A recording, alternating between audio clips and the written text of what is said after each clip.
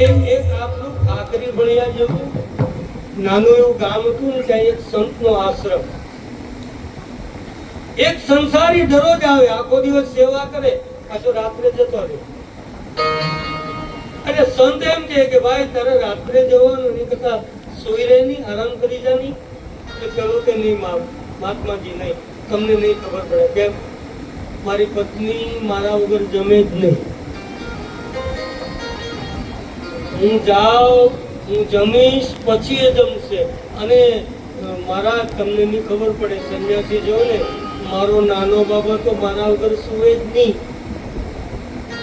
મારા વગર એને ઊંઘ જ નહીં આવે. મહાત્મા કે સારું કહેવાય ભાઈ, તારો પરિવાર છે, તારે આવો ભાવ રખાય. પણ એક વાત યાદ રાખ, શું? એ તારી આસક્તિ છે. અરે મહારાજ, મારા 80 વર્ષના બા છે ને, હું જાઉં પછી ઊંઘે.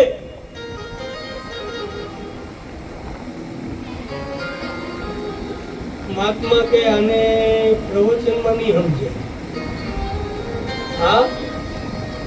આ પ્રવચનમાં નહીં સમજે, અને પ્રેક્ટિકલ કરાવવું પડશે. આપણો સ્વભાવ કેવો? આમ ન પકડ્યું, પણ આમ ચમત્કાર વગર. મહાત્માએ કહ્યું ભાઈ, તને તારી પત્નીનો, પુત્રનો, મા બાપનો એટલો બધો પ્રેમ, હા? તે પરીક્ષા કરી કોઈ દાડો? અરે મહારાજ, એમાં શું પરીક્ષા કરવાની?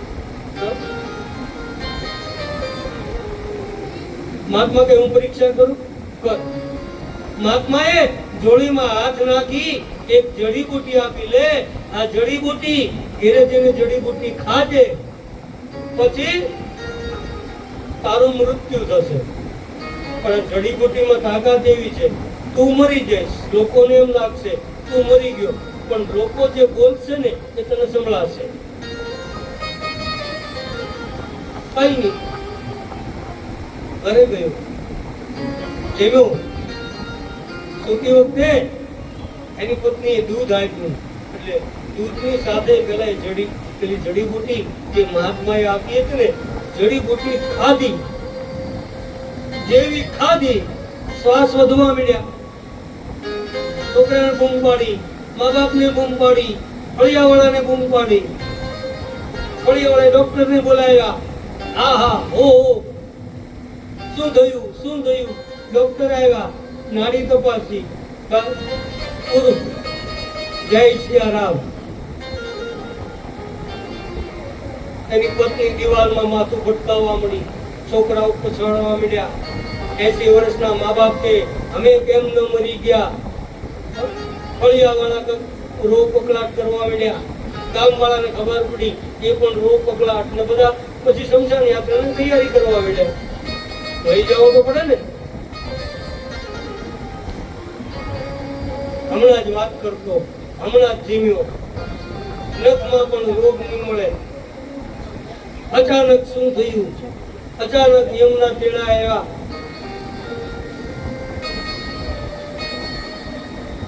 એમાં પેલા મહાત્મા નીકળ્યા.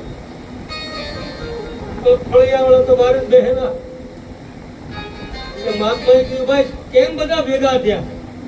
મહાત્માજી શું વાત કરીએ, અમારા કુટુંબનો જુવાન જોર, હજી 40-45 વર્ષનો 2 નાના છોકરા છે, અને મૃત્યુ પામ્યો.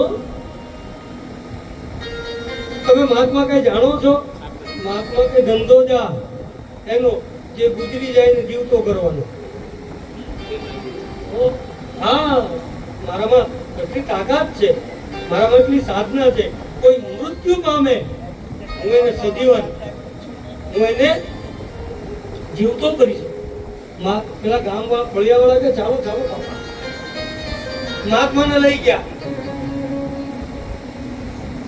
પેલાની બોડી પડેલી.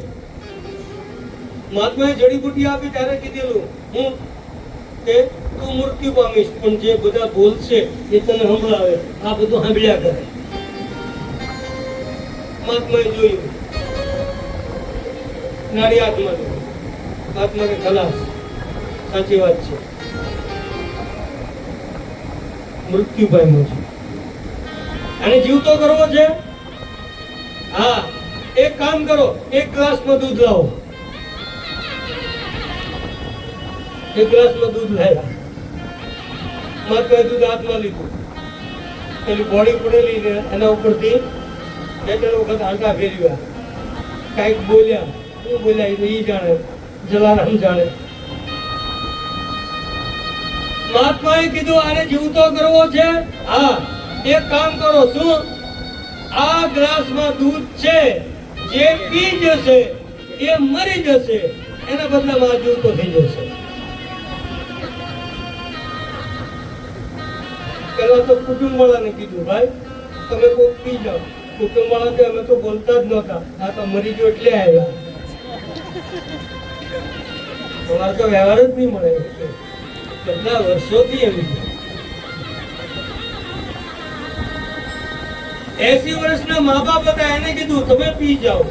નહીં, હજી તો મારા દીકરાની જાન છોડવી છે. નહીં, મારે નથી મરવું. એની પત્ની દિવાલમાં માથું પછાડતી ને, એને કીધું તું પી જા ની. એની પત્ની કે નહીં, મારા દીકરાને મોટા કરવા છે, ભણાવવા છે, પરણાવવા છે, હજી આની કરતા મારી વધારે જરૂર છે. બધા રો પકડ કરતા હતા, જોર જોરથી જૂઠું રડતા હતા. મરવા કોઈ તૈયાર થયું? બધું હમ્યા કરે. મહાત્મા કે હું પી જાઉં? બધા કે હા.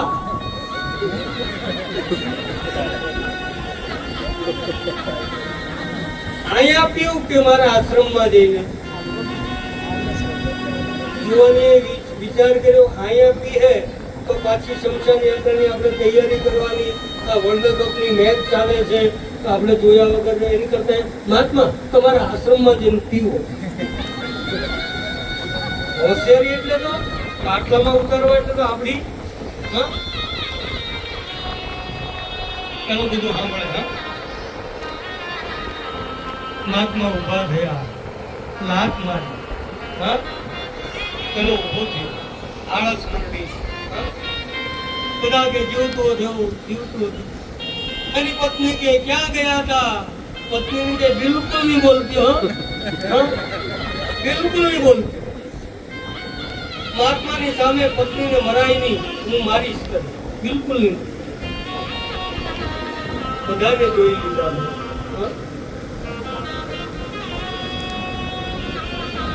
એનો અર્થ પાછો એવો નથી કે સંસારમાં ભાઈ બહેન પત્ની પરિવાર કુટુંબ એનો પ્રેમ નથી, એમ નહીં. પણ અતિ પ્રેમ એ આસક્તિ છે એવું કહે છે. આપણી ફરજ છે એ પૂરી કરવાની, પણ એના વગર મને ચાલે જ નહીં એ વાત ખોટી. કોને ખબર?